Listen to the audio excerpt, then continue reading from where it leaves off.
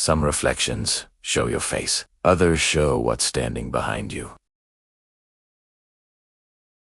My name is David, and I've worked as a night shift cleaner at the Ridgeway Motel for the last 3 years. It's not a bad job.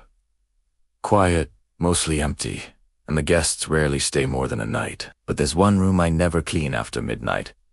Room 103.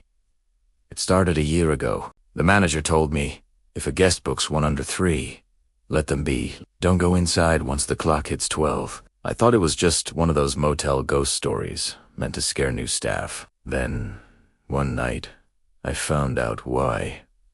A storm had knocked the power out. The hallways were pitch dark except for my flashlight as a narrow beam. I was mopping the corridor near room 103 when I heard humming. A woman's voice, soft, rhythmic, almost soothing, coming from behind the door. But the room was empty. The last kick-in was hours ago, and 103 hadn't been booked for days. I called out, "Hello. Is someone in there?" The humming stopped. Then, from inside the room, a voice whispered, "Come look." My hands went cold. The door was slightly open, and inside I saw a single thing. A mirror standing against the far wall, tired, old, and cracked along the edges. I don't know what made me step closer.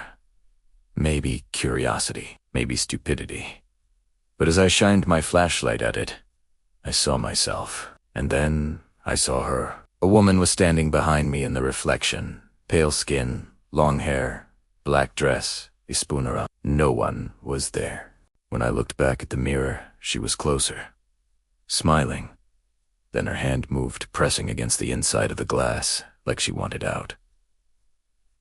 The light flickered. The reflection behind me darkened, and for a split second, I saw dozens of faces blurred, screaming silently trapped behind the glass. I ran. I locked the door, but the humming followed me down the hall until I left the building. The next morning, the manager asked why room 103's mirror was cracked. I told him it had always been that way. He stared at me for a long moment and said quietly, "That's not possible. We replaced it last night." I quit 2 days later. But sometimes, when I pass by the old Ridgeway building on my way home, I hear humming. Again, and in every mirror I walk by in bathrooms, elevators, even shop windows. For a split second, I see her reflection, smiling back.